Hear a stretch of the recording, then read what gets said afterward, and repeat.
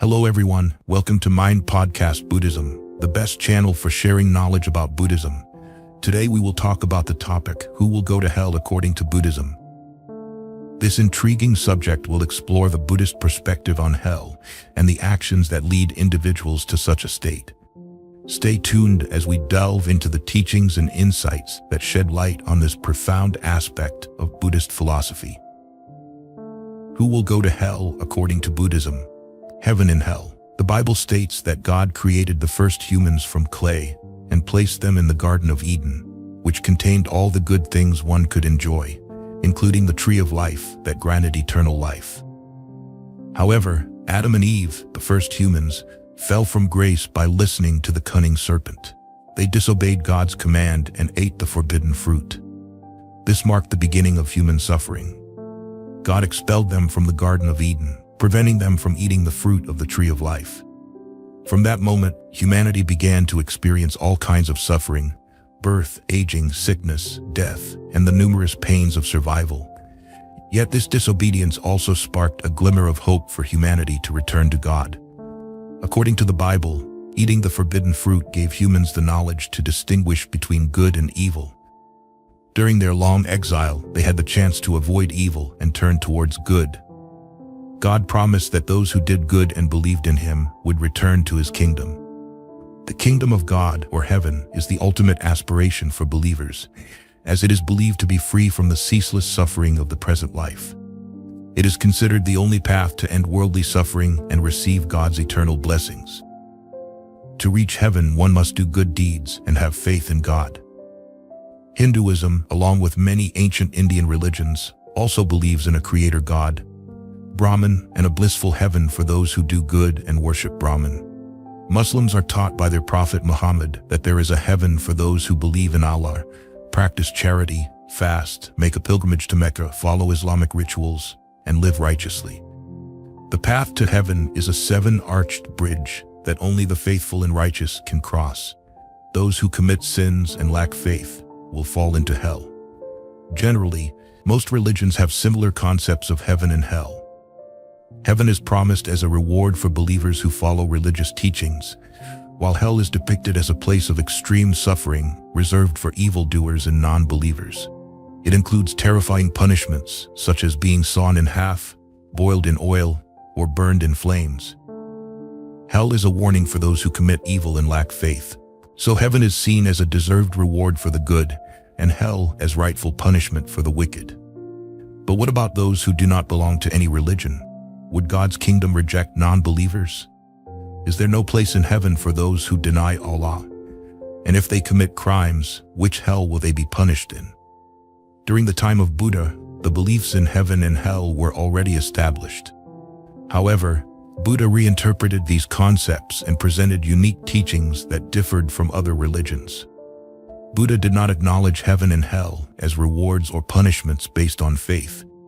Instead, he introduced the concept of karma to explain these realms. Thus, the Buddhist understanding of heaven and hell is different from other religions. Specifically, Buddha acknowledged a concept similar to heaven, known as the celestial realms or the heavens of the deities. The Buddhist understanding of the celestial realms differs from the concept of heaven in other religions. Buddha taught that being reborn in the celestial realms is solely based on the good deeds one performs, regardless of their religious beliefs. Anyone who practices the 10 wholesome deeds will be reborn in the celestial realms, enjoying pleasures and happiness, regardless of their faith. These 10 deeds are: 1. Not killing, but instead practicing compassion and releasing life. 2. Not stealing, but instead practicing generosity and sharing. 3. Not committing adultery, but instead being faithful to one's spouse. 4. Not lying, but instead speaking the truth. 5. Not using coarse language, but instead speaking meaningful and beneficial words. 6. Not gossiping or slandering, but instead speaking words that create unity and love. 7. Not speaking harshly, but instead speaking gently and kindly. 8. Not being greedy, but instead contemplating the impermanence of material wealth. 9. Not being angry, but instead practicing compassion and patience. Not being ignorant or having wrong views, but instead practicing wisdom and right understanding. These 10 wholesome deeds are universally seen as good, not exclusive to any religion. A society where everyone practices these 10 deeds can be seen as a paradise. There would be no crimes, and everyone would share and live in harmony. Thus, when people practicing these 10 deeds live together, it creates a celestial realm or heaven with all the joys and pleasures desired by humans. Buddha also taught that there are many celestial realms with varying levels of bliss. When someone practices the 10 wholesome deeds, they will be reborn in one of these realms according to their deeds. The more good deeds one does, the greater the reward and the longer the enjoyment in these realms. Thus, the celestial realms are not places of eternal pleasure. Continued enjoyment depends on continued good deeds. If one ceases to do good or begins to do evil, their merit will be exhausted, and they will fall into lower realms according to their evil deeds. Therefore, Buddhism does not see rebirth in the celestial realms as the ultimate goal to end suffering, as these realms are still within the cycle of birth and death. The practice of the 10 wholesome deeds is beneficial but still worldly, offering good results within the world. To end suffering and escape the cycle of birth and death, one must practice the teachings that transcend the world, known as the supramundane paths. These include the 4 noble truths, the 12 links of dependent origination, and the 6 perfections. These teachings aim to provide a true understanding of life, helping one to see the reality of suffering and the way to end it. Liberation in Buddhism is based on ending all suffering in life. Thus, the celestial realms or heavens are temporary reprieves from suffering and are not considered liberation. If heaven were truly a place free from all suffering, it would align with the Buddhist goal of liberation. However, Buddhism does not accept such a concept of heaven, and instead guides followers towards liberation through practicing the Buddhist teachings, such as the 4 noble truths, the 12 links of dependent origination, and the 6 perfections. The 4 noble truths are 4 fundamental truths about life: the truth of suffering, the cause of suffering, the end of suffering, and the path leading to the end of suffering. These truths are undeniable and form the basis of the path to liberation. The 12 links of dependent origination describe the interconnected factors that lead to the cycle of birth and death. Understanding these links allows one to break the cycle and achieve liberation. The 6 perfections are 6 practices that transform one's mind and benefit others: generosity, moral discipline, patience, effort, concentration, and wisdom. These practices lead to personal transformation and help others, ultimately leading to liberation. In summary, the concept of heaven does not equate to liberation in Buddhism. Similarly, the Buddhist understanding of hell is different from other religions. If the celestial realms are for those who practice the 10 wholesome deeds, hell is for those who commit the 10 evil deeds, such as killing, stealing, and committing adultery. Buddha taught that no divine judge sends people to hell. Our actions determine our fate. Committing the 10 evil deeds is like signing one's own sentence to hell. There are many hells with varying levels of suffering depending on the severity of one's actions. The scriptures mention different hells, such as Avitsi, the hell of uninterrupted suffering, the great hell of heat, the hell of great wailing, the hell of black ropes, and many others. The type of hell one is reborn into depends on their actions. No one can rescue us from hell except ourselves. Each wholesome thought can help us gradually leave hell and lessen our suffering. However, all the concepts of heaven and hell are from scriptures and books. Can we believe in these concepts? Some people believe them, while others need more concrete proof. In the following sections, we will explore different perspectives and views on these concepts, allowing each person to draw their own conclusions. Where is hell? In the book Queen Wintrit Chi, a Chinese text from the 11th century, there is a recorded conversation between Zen master Net Win Tombone and a skeptic who did not believe in the existence of hell. Master Tombone asked, "Have you ever had a dream?"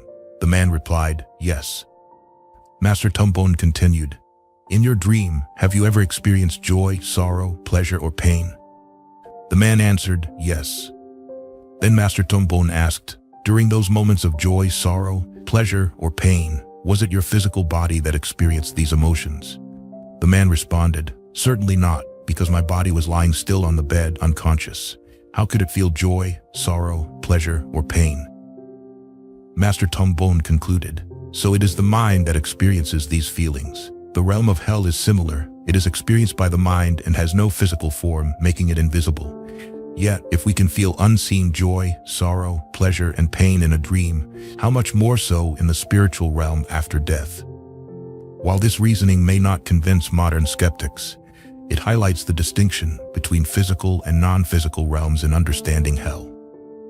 Moreover, the emotional experiences in a dream can remind us of the emotions we endure throughout a lifetime. Not only are the emotions in a dream elusive and intangible, but the joys and sorrows we experience in life are also often vague and hard to grasp, as we rarely take time to observe and analyze our inner feelings, despite their constant presence. Therefore, even in our current life, there are both physical and non-physical elements, or the realms of body and mind. While physical pain is easily recognizable, mental pain is personal, elusive, and difficult to describe accurately. Despite being elusive, mental pain is undeniably real.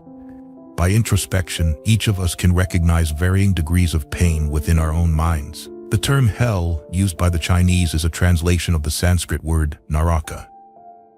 As with most translations, there are certain differences in the connotations of the terms in different languages. To the Chinese, hell is a place where sinners are detained and endure painful, torturous punishments.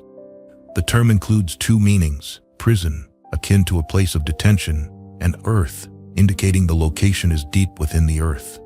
Traditional Chinese concepts of the afterlife, such as the Yellow Springs or the Nine Springs, are also imagined as underground realms. In Sanskrit, naraka refers to a place where one experiences great suffering and punishment, but extends this space into a distinct realm rather than just a place of detention, without implying it is deep underground. Thus, the term naraka seems broader and closer to the idea of a non-physical realm, a realm of mental anguish. In this sense, hell can exist in our current life when we endure severe mental anguish due to specific causes. It is when we feel joyless, despondent, and in pain. Whether there is a hell for evildoers after death can be set aside for now. But if we understand hell as a realm of mental anguish experienced in life, then no one can deny such a hell exists. Similar to physical punishments in the material world, ranging from warnings, suspended sentences, imprisonment, hard labor, to life sentences, the realm of hell can manifest through varying degrees of mental torment, from fleeting remorse and regret to prolonged, lifelong suffering. Leaving hell behind, even though we have put aside the discussion of hell after death, we cannot help but notice a similarity between the described state of hell and the mental anguish we experience. In other words, a hellish realm after death, if it exists, might just be an extension of our current experiences. Therefore, we can be glad to realize that if we can live in a way that frees us from the hellish realm in the present, then a hell after death, if it exists, will certainly not be our destination. Some people say, happiness is the temporary cessation of suffering. This statement, although not entirely accurate, somewhat reflects the reality of life, where joy is less and suffering is more. Even when we encounter great fortune, suffering seems to be the predominant experience in life. However, the suffering we encounter is not the same for everyone. Each type of suffering has a cause, and different causes lead to different experiences. Therefore, the law of cause and effect has often been understood as the relationship between good and bad deeds, and the results that will come later. But there is also an immediate relationship between an action and its impact on the doer, which we often overlook, even though it frequently occurs in life. For example, when we help a friend by doing their work while they are sick, this action is considered good karma and will bring corresponding good results in the future. For instance, someone might help us when we need it, or we might receive some good fortune. However, the immediate effect of the good deed is often overlooked. In reality, performing a good deed brings immediate satisfaction, a gentle joy from knowing we've done something good. This positive effect should be seen as part of the results of the action, perhaps even the most direct and tangible result that anyone can notice. In the Dhammapada, verse 18, the Buddha says, "Here he rejoices, hereafter he rejoices." In both states, the doer of good rejoices. He rejoices, exceedingly rejoices, seeing the purity of his own deeds, Thus, good deeds not only yield good results in the future, but we also receive immediate positive mental effects when performing them. If you have ever done a good deed, even a small one, you can easily recognize the joy that comes from doing good. This means there is a correlation between our actions and our immediate mental experiences. Conversely, there are actions that cause us to suffer, regret, or be tormented. Such actions can be seen as keys that open the door to hell. Furthermore, as mentioned earlier, our mental state determines our actions. Therefore, there is a close correlation between different mental states and the tendency to perform different actions, leading to various outcomes. In conclusion, the complex links we have examined eventually point back to a starting point: a light, tranquil heart or a heavy, depressive heart. These mental states are the fundamental sources of our feelings of joy, sorrow, pleasure, and pain. Fortunately, we can actively cultivate positive mental states, leading to a light and tranquil heart through our own efforts in the right direction. There are 3 harmful factors in our hearts that drive us toward negative tendencies: greed, anger, and ignorance, collectively known as the 3 poisons. 2 of these factors have been mentioned earlier as causes of mental obscuration, leading to heavy and depressive states. This further highlights their harmful correlations. As stated, when they cause a heavy and depressive state, they simultaneously create a tendency to perform negative actions. Furthermore, while ignorance is a state of lacking knowledge and wisdom, it is also an inevitable result of greed and anger. When greed and anger dominate our hearts, we inevitably lose our clarity and fall into ignorance. Thus, our starting point for escaping hell is to limit and eliminate greed, anger, and ignorance. Greed is a demanding master. We can never satisfy it, yet most of us are its slaves to varying degrees. When greed arises, it obscures our reasoning, and the urge to possess becomes an obsession. The power of greed can vary depending on its object, but it generally creates a desire to possess and a longing for the object. This desire usually grows over time until it completely dominates our will, leaving us no choice but to do whatever it takes to acquire the object. The objects of greed are not easy to measure or fully comprehend. They include tangible things like money, property, and vehicles, which have visible value. Greed also extends to intangible things like fame, respect, and admiration, which cannot be seen or valued but are equally compelling. Moreover, the possessive consciousness driven by greed can be so unreasonable that we fail to recognize it as greed. For example, in relationships, besides mutual affection, there is often a possessive consciousness. This makes a wife think her husband is hers, prompting her to protect this possession at all costs. Analyzing this logically, it seems unreasonable because the bond should be based on mutual feelings. However, in reality, this possessive consciousness persists because it stems from greed, wanting to possess the other person. Without greed, we cannot explain many extreme reactions, like jealousy, where people act irrationally, often justified by loving too much. Greed's influence on us is continuous and long-lasting. Once we develop a liking or desire for something, we become slaves to greed. From then on, our thoughts and actions are silently influenced by this desire, constantly seeking ways to satisfy it. This influence continues even after we acquire the object, shifting to a phase of possession and protection. We won't allow anyone else to take what we have, and we'll do whatever it takes to keep it. Generally, greed's influence ends only when we grow tired of the object and no longer desire it. This observation is the principle for countering greed. For material possessions, we should contemplate their impermanence and insignificance compared to higher spiritual values, leading to disinterest and freedom from greed's influence. Similarly, for fame and respect, we should realize they don't bring true happiness or peace, but instead cause complications. Recognizing this, we become disinterested and free from greed's influence. For those renouncing worldly desires, the Buddha taught contemplation of the body's impurities. By viewing the body as a collection of impure elements, realizing its impermanence, we develop disinterest and free ourselves from greed. Greed is a natural tendency, often accepted without question. Some see it as a necessary motivation for success, mistaking ambition for greed. Ambition helps us improve ourselves and our surroundings without clouding our minds, unlike greed, which always seeks possession and obscures clarity. Understanding greed and its harms helps us recognize and counter it, freeing our hearts from its burden. Anger is the second harmful factor. Like greed, everyone has anger. We don't notice it unless something goes against our will, meaning our ego isn't challenged. But this is impossible in life. Even with absolute power, we can't control everything, and many events are beyond our control, often frustrating us. Thus, life provides fertile ground for anger. Whenever someone does something against our will, or something doesn't go as we want, we easily become angry, with varying degrees of intensity. When anger arises, it first controls our reason and emotions. We can't think or judge clearly and focus on satisfying our anger, pushing aside other feelings. A normally cherished child might get a harsh slap if they annoy their father in his anger.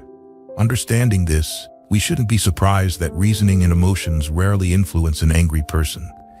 Watching an angry person from a distance, we see clear changes in their actions, speech, and appearance, driven by an unseen force, with calmness absent. Thus, an angry person lives in a different mental realm, with their heart burning with rage. This heat often shows physically with increased body temperature, sweating, and a flushed face. While greed's feature is possession, anger's feature is destruction. Anger drives a need to destroy, often without a specific target or with many targets. Sometimes people feel everyone is against them or the target is absent. Thus, an angry person might destroy anything within reach, even irrationally. Destruction doesn't end anger but intensifies it. Seeing the aftermath of their anger often makes people angrier, as if blaming the destruction on their target. Possession doesn't satisfy greed, and destruction doesn't end anger. Anger ends when it cools down and we regain calm. This observation is the principle for countering anger. To prevent anger, reasoning or emotions are ineffective. The only effective method is calmness. You can achieve calmness in many ways, but the best is isolating yourself, sitting alone. Sit still without thinking about the cause of your anger.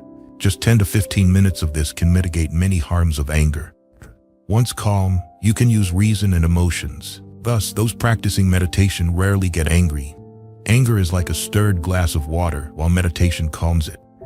Daily meditation makes anger less likely to control you even in frustrating situations. Both greed and anger cloud our minds, driving us to irrational or unethical actions.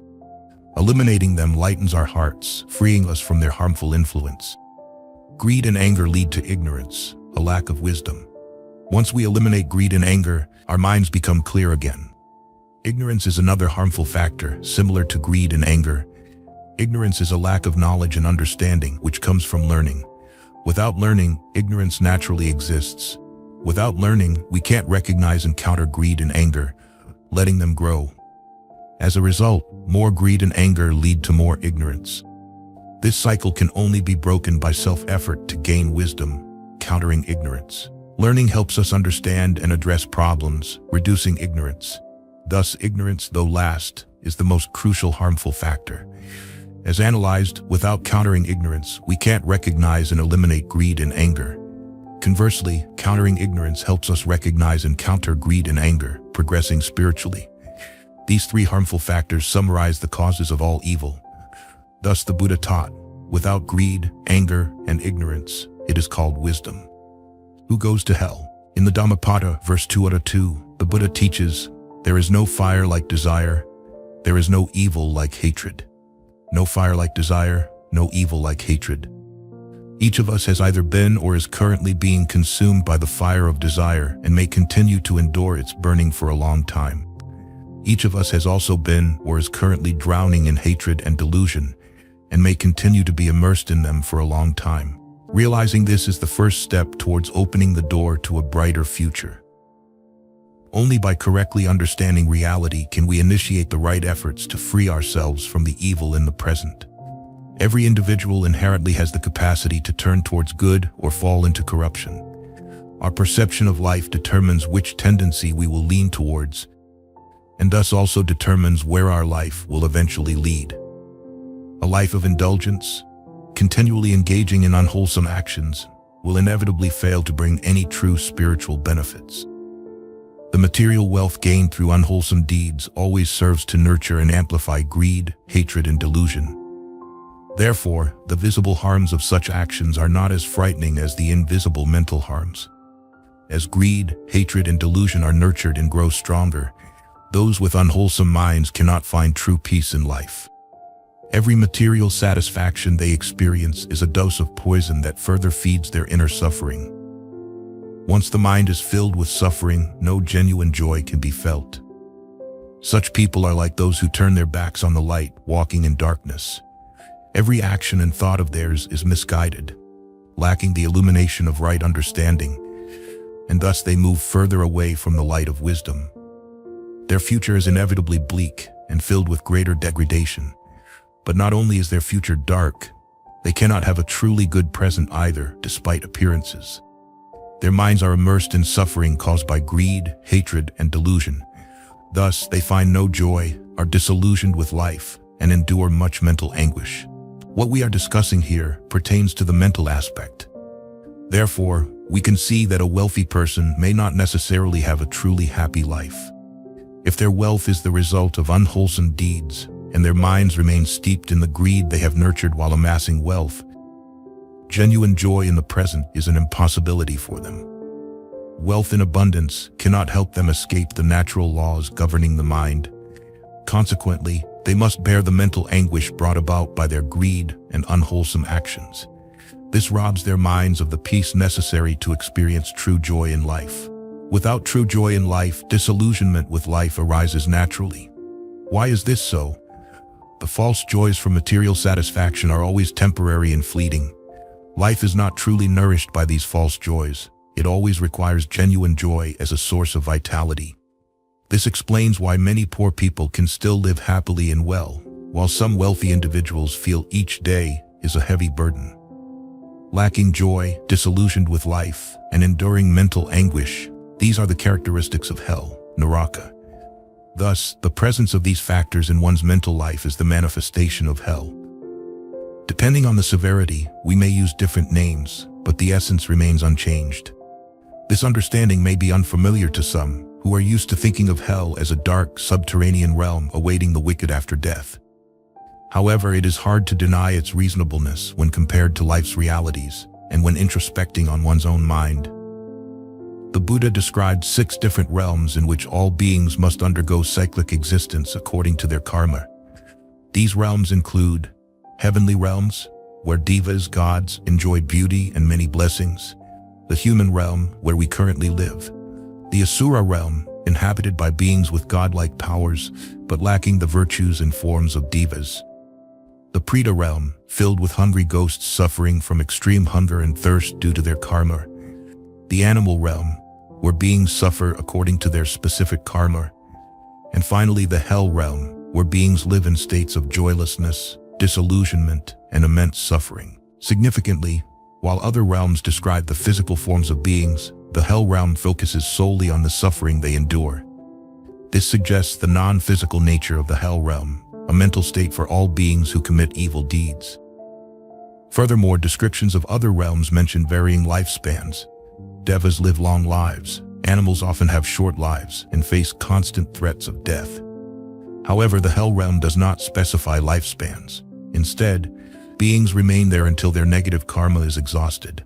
This might indicate that the hell realm reflects the negative karma of beings, dissipating when good thoughts arise. Many stories of individuals escaping hell align with this observation. One well-known story is that of Maudgalyayana's mother, Thandi, who was not a believer in the Triple Gem and committed many unwholesome acts. After her death, Maudgalyayana, a chief disciple of the Buddha known for his supernatural powers, saw her suffering in hell. Despite using all his powers, he could not save her and sought the Buddha's help. The Buddha then taught the Ulambana Vu Lan ceremony, a ritual of offering to monks on the 15th day of the 7th lunar month, during the period when monks conclude their rainy season retreat. Through the blessings of monks from 10 directions, Maudgalyayana's mother was inspired to generate good thoughts and was immediately freed from hell, reborn in the heavenly realms. This immediate liberation from hell suggests that viewing hell as a non-physical, mental state is accurate. Once good thoughts arise, the hellish state dissipates and the being is liberated. This also reminds us of Bodhisattva Kshitigarbha, who vowed to rescue all beings suffering in hell. Holding a staff and a pearl, he often appears in hell to inspire good thoughts in beings, thereby liberating countless beings from suffering. Another distinction between hell and other realms is that beings in hell do not create new karma. In other realms, beings continue to generate good or bad karma, but those in hell only endure suffering due to past negative karma until it diminishes or good thoughts arise, allowing them to escape. These differences highlight that the hell realm described in Buddhist scriptures is distinct from other realms. It is a unique mental state for beings who commit evil deeds, not a realm with various beings living specific lives like other realms. Whenever the mind of a being falls into evil karma, driven by greed, hatred, or delusion, their heart is engulfed by the negative karma, and hell appears. Conversely, when the mind awakens to the harm of evil karma, good thoughts arise and the hellish state disappears. Recognizing the presence of hell in our current lives, we see no need to worry about a hell after death. An afterlife hell would merely extend the suffering we failed to overcome in this life. As we each have the potential for good or corruption, understanding hell and the causes of falling into it ensures none of us would choose the path of suffering. Therefore, those who are immersed in suffering have chosen this path due to a lack of understanding of life and disbelief in the teachings of the enlightened ones.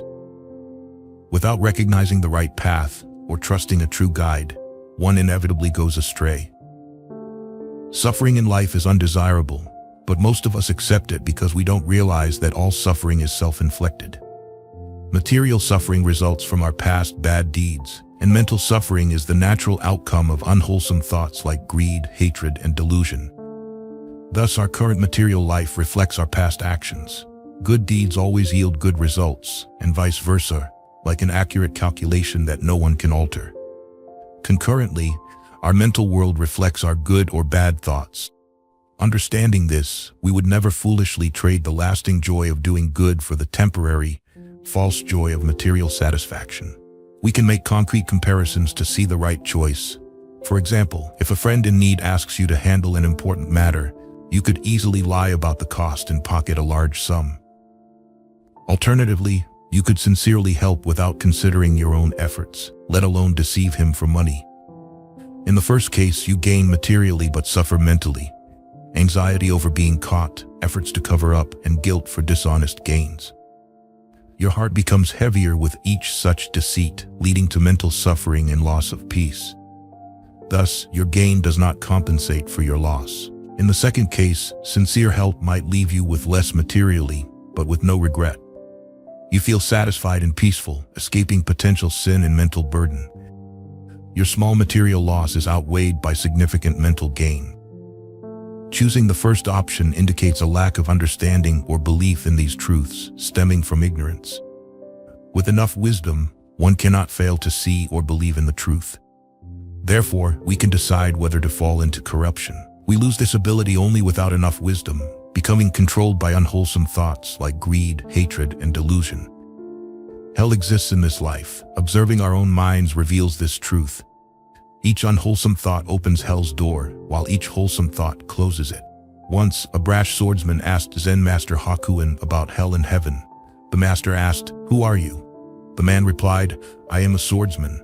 The master sneered, "You, a swordsman? You look more like a beggar." The man angrily drew his sword. The master smiled and said, "Hell's door is open." Realizing the master's point, the man sheathed his sword and bowed. The master said, "Hell's door is closed. Heaven's door is open." Daily reflection on our thoughts, words, and actions reveals many times hell's door opens, and sometimes we step inside. Fortunately, turning away from hell immediately reveals heaven's door. However, we have fewer chances once life ends. Failing to close hell's door permanently in this life guarantees a bleak future.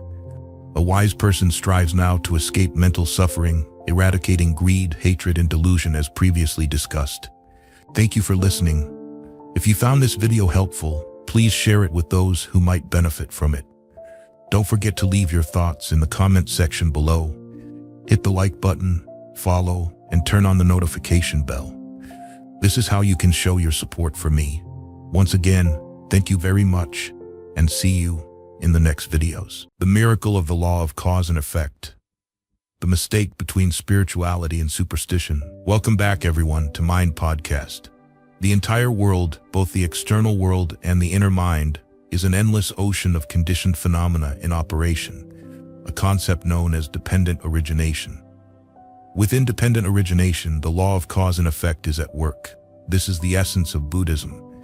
It is not something that everyone understands immediately. The distinction between spirituality and superstition is a very fine line that marks the level of inner maturity in real life. Because of this, many people misunderstand and fall into unfortunate circumstances in life. Most people tend to fall into one of two extremes. The first extreme is the belief that there is nothing beyond the physical operation of matter and our bodies. The world is merely atoms and molecules in motion. Thoughts or spirit are just byproducts of our physical bodies. These are people who believe that there is nothing beyond the phenomena perceived by our senses. A person is born with a physical body, grows up, thoughts appear in the brain, emotions like joy, sorrow, love, and anger develop as one matures. Thoughts become systems of beliefs and ideologies. When we die, the brain decays, and that's the end. Nothing remains.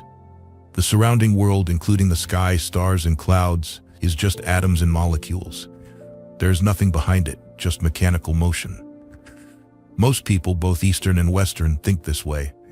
This is not necessarily bad, as their conscience still leans towards goodness. However, some of these people are willing to do evil because they believe that if the world is nothing but mechanically operating matter, there is nothing to fear. The world is just a static stage, and people are merely grains of sand existing by chance, nothing more. They believe that their existence is merely a coincidence of nature, due to the combination of paternal and maternal elements. They think that what we call consciousness is just a secretion of the brain, like how the liver secretes bile. When we die, it all ends. This view is known as a materialistic view. This perspective has existed for a long time in human history, even during the Buddha's time, with at least 8 schools holding such beliefs. The second extreme is the opposite perspective. This view holds that humans are weak and insignificant beings surrounded by gods, spirits, demons, ghosts, heavens, Buddhas, all constantly watching us, ready to punish us if we do wrong or reward us if we pray. This mindset believes that gods, Buddhas, demons, and ghosts are everywhere, ready to threaten humans. Everywhere we go, we must be cautious and fearful. This extreme believes that our fate is like a ball tossed around by the invisible but ever-present forces of deities. This is the extreme of superstition. This tendency is very common in Asia, such as in Myanmar, China, India, and even Vietnam. The natural consequence of this tendency is that people always seek blessings, hoping to fulfill their desires. When they take exams, they pray to gods of examinations. When they aspire to be officials, they pray to deities to help them advance in their careers. They pray for safety and health, hoping to avoid accidents and enjoy peace. These are people who come to the gods and deities with their own interests and happiness in mind. They think that praying frequently, making offerings everywhere, and seeking rewards from unknown forces is spirituality. Unfortunately, this tendency is widespread in Vietnam. These two extreme tendencies, one where nothing is believed and evil is easily committed, and the other where everything is feared and blindly believed, likely dominate human psychology, especially in Vietnam. Over the past decade, we've seen a 180-degree shift in the behavior of those who previously held no beliefs. They have now swung to the other extreme, believing and worshiping everything, leading to unusual phenomena such as competing in prayer, offering sacrifices, stuffing money into the hands and mouths of statues, and burning paper money everywhere. Unfortunately, these practices are spreading widely in society.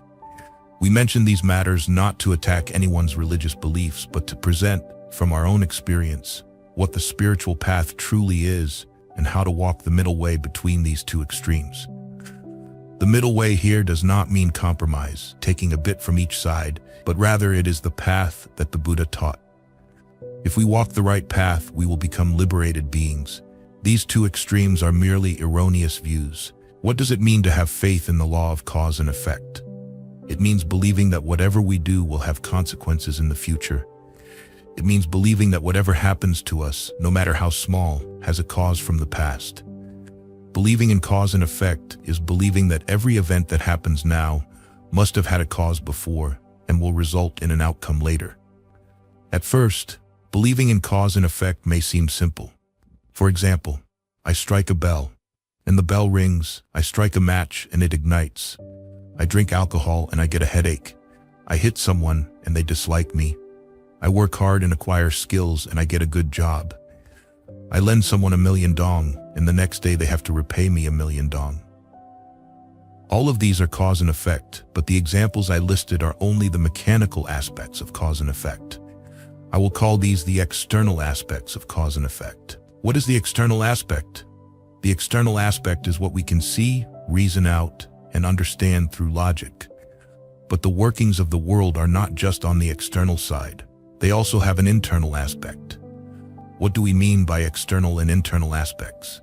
The external aspect is what is visible to us, while the internal aspect is what is hidden from view. The external side is just a small part, like the tip of an iceberg above water that we can see, while the majority of the iceberg lies beneath the surface, hidden from sight. That is the internal aspect. Therefore, to believe in cause and effect is to believe that beyond the visible, logical side, there is also an invisible, underlying side. The internal aspect is the hidden, vast, and crucial part of cause and effect. Most people understand cause and effect but do not see the internal aspect. Science can only demonstrate the external aspect. It cannot explain the internal aspect of cause and effect. If I owe you $1,000,000 and repay it the next day, that is the external aspect. But if I owe you $1,000,000 and don't repay it, and 10 years later something completely unrelated happens where I lose $15,000,000, I might think it was just a coincidence, but it was actually the working of the internal aspect. The paths of the internal aspect are invisible to us. When they manifest, we think they are random. If I help my child study and they pass an exam, that is the external aspect. But if I help someone else's child and then 10 years later a complete stranger helps my child with their career, that is the internal aspect. It seems unrelated, but it is connected because we cannot see the internal aspect, so we don't believe it exists. People are like that. If they don't see it, they don't believe it. We only see the external side, but the paths of the internal aspect, hidden from us, exist. When we begin to believe in these hidden paths, we start to understand life and realize that things operate in mysterious, miraculous ways. We then understand that the issue is not so simple. There are paths in the internal aspect, which is why our ancestors often spoke of hidden virtues. What is hidden virtue? Hidden virtue is the virtue that operates within the hidden paths, the invisible paths. Hidden virtue means that cause and effect operate in the hidden paths, and these paths are miraculous. We can never fully see them, no matter how wise we are. Even the great sages of Buddhism may not fully perceive them. Even the Buddha said that cause and effect are beyond comprehension. We cannot fully understand the mechanisms of cause and effect. We should simply believe that the operation of cause and effect has both an external and an internal aspect. And it is the internal aspect that is the most important. Therefore, you should understand that everything we do has its operation, and everything we endure today has an underlying cause. Everything that happens today has a cause before it, though we may not fully understand it. For example, if I drink too much alcohol today and have a headache tomorrow, I might not realize why I'm the only one with a headache, thinking I'm just unlucky. Similarly, living in this world, enduring much suffering, misfortune, and illness, one might complain, "Why is my life so miserable?" But if one believes in past lives, one might wonder, could it be that the causes of today's suffering were planted in a past life? It's like remembering that today's headache is because of yesterday's drinking. When one realizes this, one won't complain or blame anyone, but will instead acknowledge the cause and refrain from drinking so much in the future. If we understand that the internal aspect is hidden and accept the hypothesis of a past life and future life, then many things in life become clearer and more understandable. Therefore, believing in cause and effect means believing that there is an operation in the internal aspect and that there are multiple lives interconnected with each other. Additionally, believing in cause and effect means believing that we operate on three levels: body, speech, and mind.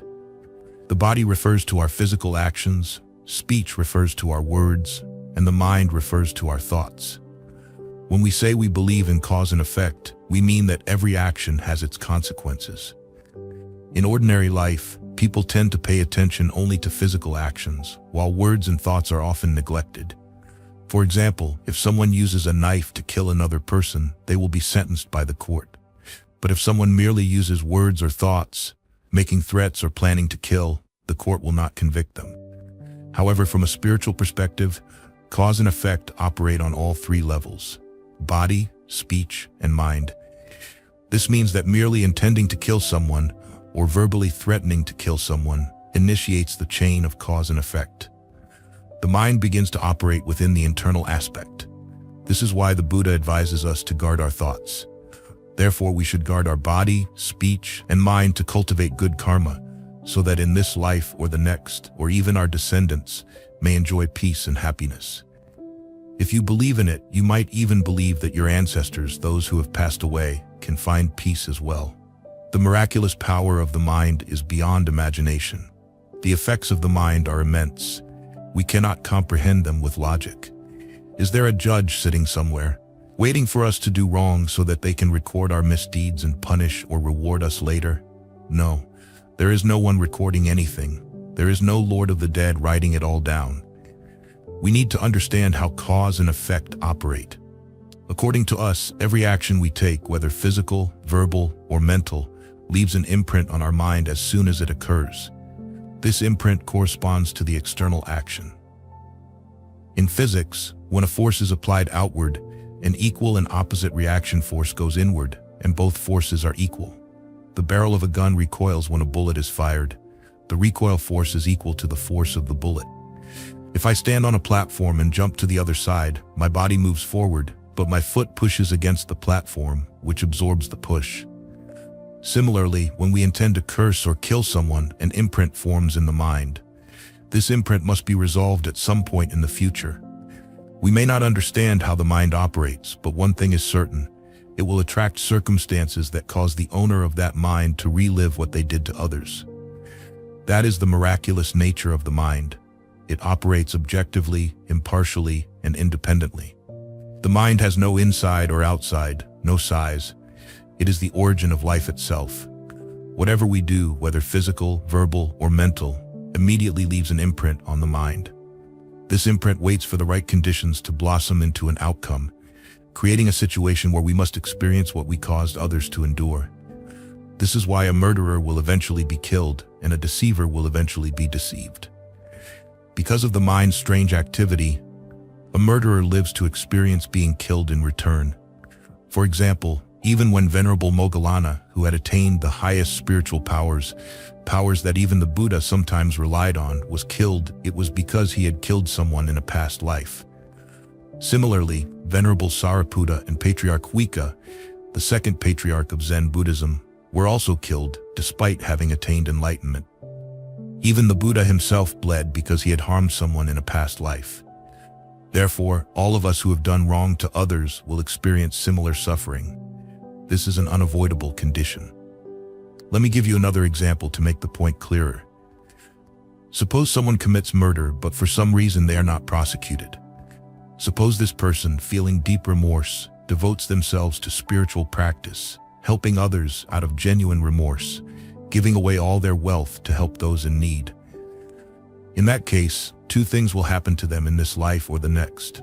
First, they will experience happiness and receive help from many people because they have helped many. But the same person will still experience being killed in return. This killing could be physical or merely in a dream, depending on the severity of the harm they caused. In short, these two karmic forces will operate simultaneously. They cannot cancel each other out or be altered. You cannot say, "I've just helped many people, so forgive me," because the mind does not reconcile. Once the mind has been imprinted twice, two events must occur to resolve it. The only question is how it will be resolved. For example, the return killing might manifest as a real death or just in a dream. The mind must create a situation where it relives what it caused another, so the mind can be cleansed. Thus, the mind operates without a judge recording our actions. But with all its capacity, the mind remembers everything and operates so that every action has a corresponding reaction, attracting circumstances that make us experience what we caused others to endure. This is why life has many facets, giving us joys and sorrows, happiness and pain. Even the wealthy have their own forms of suffering. Why are some people constantly anxious while others are full of joy? Why do some suffer from illness while others are fortunate, with sudden, unexpected accidents occurring to them? All these things are the miraculous workings of the mind, creating endless variations of different lives. These outcomes do not necessarily occur in this life. Sometimes the conditions are not fully ripe in this life, so it does not happen. It waits until the next life, when all conditions are met, for similar events to occur. What does it mean for conditions to be fully ripe? For example, suppose you want to write a letter. You have the intention. But to actually write a letter for someone else to read, you need a pen, paper, and time to write it. So the intention is just an imprint in the mind, but the other conditions, the pen, paper, and time, must all be present for the letter to be completed. Similarly, for an event to occur according to the law of cause and effect, there must be the cause, which is the imprint in the mind, plus the external conditions, such as paper, ink, and time. Fearing the cause but not the effect. What does it mean to fear the cause? Fearing the cause means being afraid of creating bad karma. Before taking any action, we should ask whether it will cause bad karma in terms of body, speech, or mind. If we refrain from harming others, we avoid bad karma in terms of the body. If we refrain from using harsh words or causing discord, we avoid bad karma in terms of speech. Even our thoughts should be free from evil. If an evil thought arises, we should recognize it early and prevent it from influencing our speech and actions. Not fearing the effect is the mature attitude of a spiritual person. We understand that if something happens, it has a prior cause, not just random chance. So when it happens, we calmly accept it, knowing that even though it may be regrettable or something we would have avoided, it has already occurred. We believe there is a cause, and it is one we created in the past. We do not fear the effect. If it has come, let it come. In fact, those who have advanced on the spiritual path may even wish for the effect to come sooner. Better for it to come in this life than in the next, when we may not have the strength to face it. Right now we have the strength, resources, health, and willpower, so let it come so we can settle this karma now. This does not mean we passively endure suffering when illness or accidents occur. Usually such events happen unexpectedly, and we might complain, "Why am I the only one suffering?" But deep in our hearts, we should feel remorse. If I have wronged someone, I sincerely repent. At the same time, the person should also seek medical treatment, use all available means to reduce their pain and minimize suffering. In other words, we do not passively accept suffering. We actively find ways in this life to mitigate the hardship. This is what it means to fear the cause but not the effect. Another important point is that we need to approach cause and effect with understanding and respect. When faced with an event, whether it happens to us or someone else, we cannot always discern whether it is a cause or an effect. We can only see it as one link in the endless chain of life. We can carefully examine our own cause and effect, but we should not hastily speculate or judge the cause and effect of others. The simple reason is that we cannot use logic to understand things that are beyond logic. Only the Buddha or rare enlightened beings can truly understand the lives of sentient beings, but they never speak of it. As Laozi said, "Those who know do not speak, those who speak do not know." To fully grasp cause and effect is to see that everything is interconnected in an infinite sea of dependent origination. What is dependent origination? Dependent origination is the Buddhist concept that everything is interconnected. When speaking of dependent origination, the Buddha made a statement that seems ordinary, even simple-minded, yet nothing is deeper than this. This statement is the formula of the universe. This is because that is. This arises because that arises. This ceases because that ceases. In other words, everything is interconnected, using each other as a basis for arising. When the conditions for arising are exhausted, they cease. For example, if I strike a match, it lights a flame. The flame arises because of the action of striking. After 5 seconds, the match burns out, the flame ceases. It sounds simple, but let me tell you, every action of the body and mind, external and internal, follows only this rule. The entire world, both the external world and the inner mind, is an endless ocean of conditioned phenomena in operation, a concept known as dependent origination. Within dependent origination, the law of cause and effect is at work. This is the essence of Buddhism. Not everyone understands this immediately, but if you don't, just listen and hold it here, you'll understand it later. Bodhisattvas fear the cause, and sentient beings fear the effect. What is it about causes that are so frightening? The saying, Bodhisattvas fear the cause and sentient beings fear the effect, is profound, but not everyone fully understands its meaning. As a result, we continue to commit many wrongful actions, causing negative outcomes.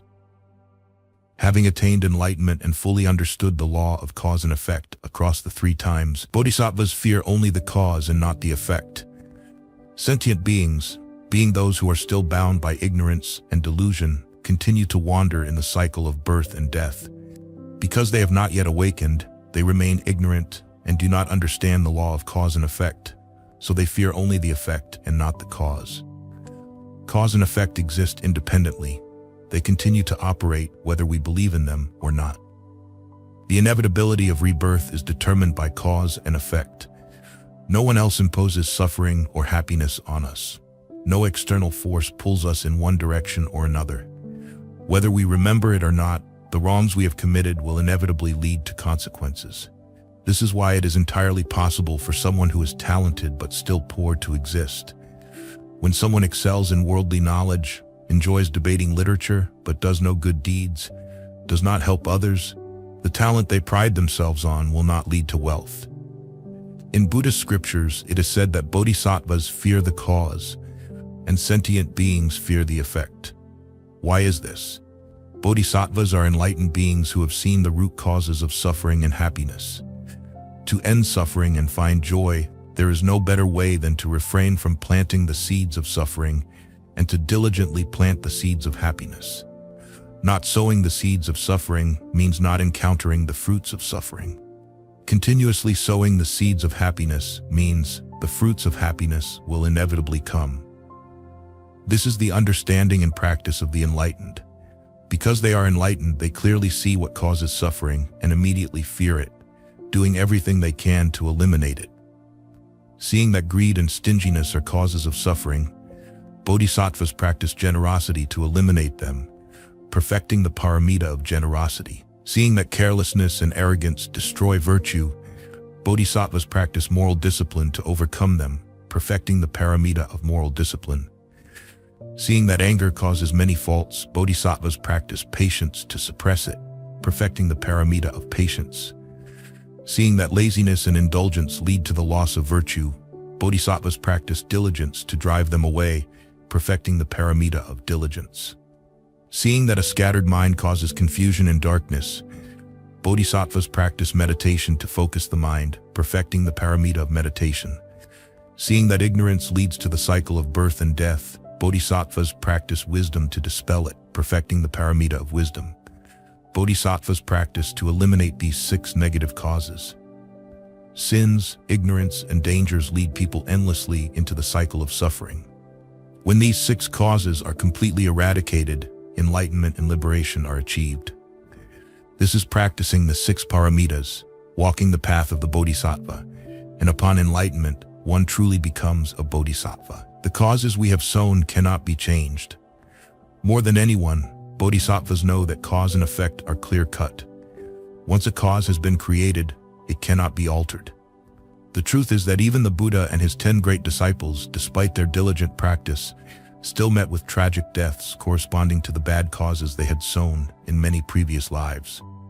This is just one of the many reasons why bodhisattvas fear the causes that sentient beings may create every day in their lives. Sometimes sins pile up on sins, making it impossible to avoid the negative consequences. Therefore, bodhisattvas are even more compassionate, and sorrowful for all beings as they continue to drift through the cycle of birth and death. They are cautious about the causes they are about to create. If you wish to follow the example of the bodhisattvas, then at least by fearing the cause, you should recognize when your body, speech, or mind is about to engage in something wrong or harmful, and stop yourself from doing it. To end suffering and find joy, there is no better way than to refrain from planting the seeds of suffering and to diligently plant the seeds of happiness. Furthermore, every day, do not stop doing good deeds. Choose to do good to replace the bad causes with good causes. Why do sentient beings fear the effect? Causes in a previous life, effects in the next life. As human beings, we all fear suffering and seek happiness. This is entirely reasonable. But because our vision is limited, we continue to fall into the suffering that we ourselves have created. Sentient beings fear the effect because we only fear what we can see. This may be failure, disgrace, failed businesses, betrayal, or the loss of loved ones. Only when these things happen to us do we fear them, but these are merely the effects of the causes we sowed in previous lives. Even though we talk about cause and effect today, how many of us have truly awakened and changed? Only when the effects truly come to us do we tremble in fear, yet we continue to sow seeds of evil and unwholesome actions every day. The wise fear the cause, the foolish fear the effect.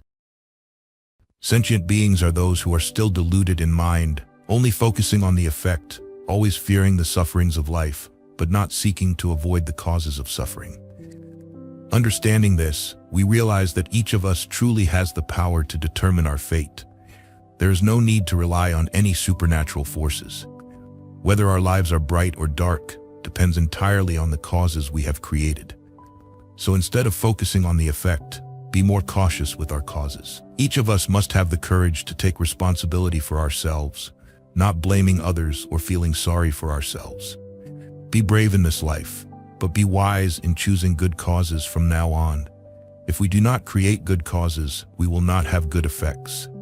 If we wish to live long and healthy lives but do not save or help others, do not respect the lives of other beings, then it is impossible to achieve. Or if we wish to be wealthy, with everyone supporting us, but we do not practice generosity or help others in times of need, that wish is unreasonable. Or if we wish for our family to be joyful and happy but only speak words of division, praying for family unity without using words of advice to bring harmony, then that wish is unreasonable.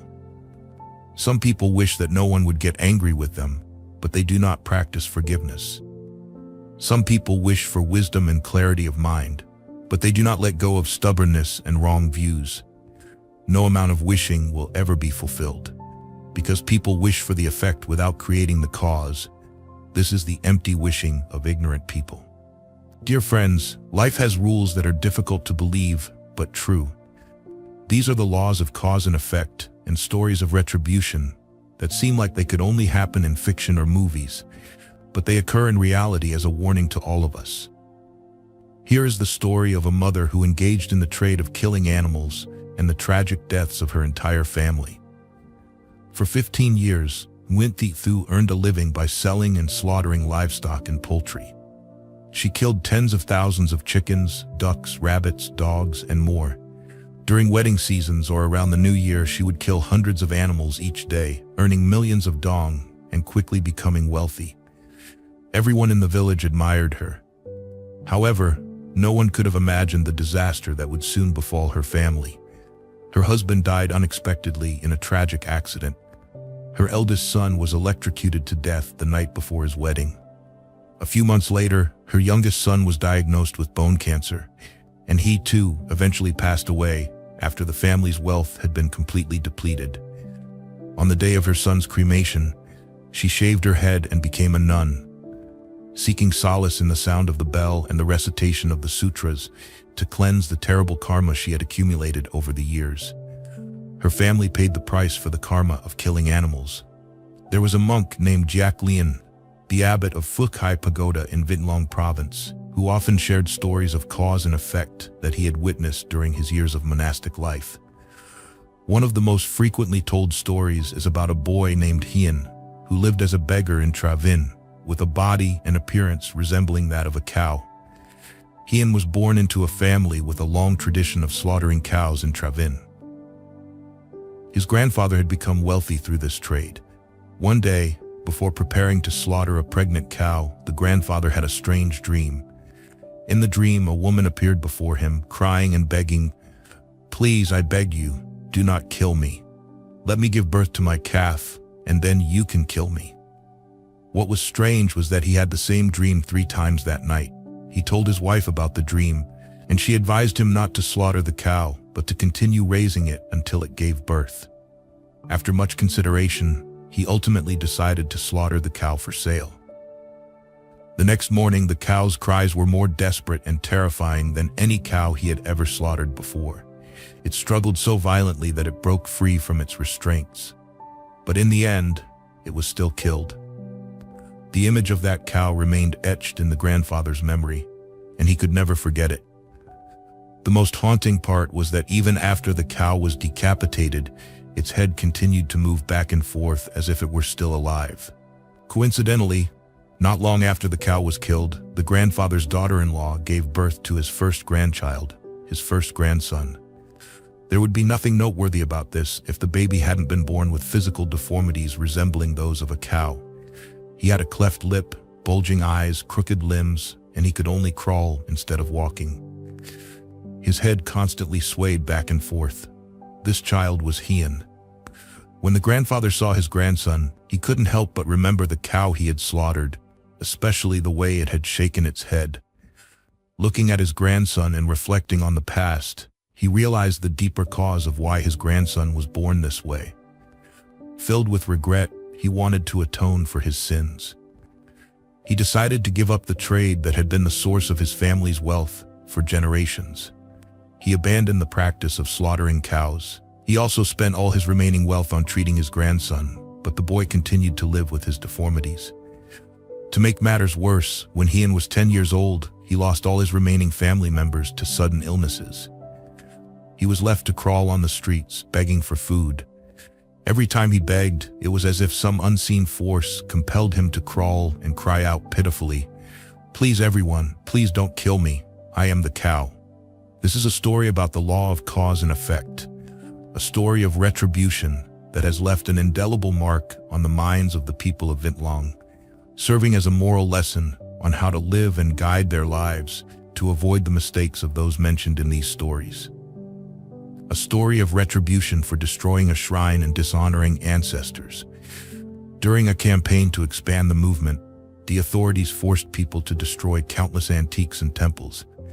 However, there was one small shrine and the ancestral tablets within it that no one dared to touch. But 2 young men in the village, known for their rebellious behavior, brazenly declared that they would destroy the shrine if no one else dared to do so.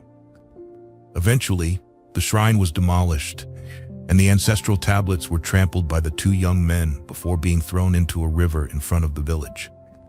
After the destruction, one young man returned home, while the other sat by the river, resting. The young man who returned home was suddenly struck with severe abdominal pain as soon as he arrived. He cried out in agony, rolling on the floor. His mother, a devout Buddhist, witnessed her son's sudden illness and knew his life was in danger. She sincerely knelt and crawled from her home to the recently demolished shrine, confessing on her son's behalf and pleading for forgiveness from the deities. Meanwhile, the young man, suffering from excruciating pain, realized that he was being punished for his actions. Deeply remorseful, he began to develop a deep respect for Buddhism. Miraculously, his abdominal pain gradually subsided and eventually disappeared entirely. Knowing he had been forgiven, he devoted himself to reciting sutras and praying to the Buddha day and night. However, the other young man who had sat by the river to rest was not so fortunate. After finishing his rest, he prepared to leave, but as soon as he stood up, he inexplicably fell to the ground. Struggling to get up, he discovered that his legs had twisted unnaturally, and no matter how hard he tried, he could not straighten them. His legs were stuck together, and he could not separate them. Furthermore, his back suddenly bent forward, and his head was forced down, almost touching the ground. Despite his best efforts, he could not straighten his back. On his way home, he had to use his hands to support himself on the ground as he moved. From that day on, he was forced to walk in this painful and humiliating manner for the rest of his life. His movements resembled the act of bowing and prostrating before the Buddha. The people of the village believed that this was retribution for destroying the shrine and desecrating the ancestral tablets. He had to endure this humiliating posture for the rest of his life.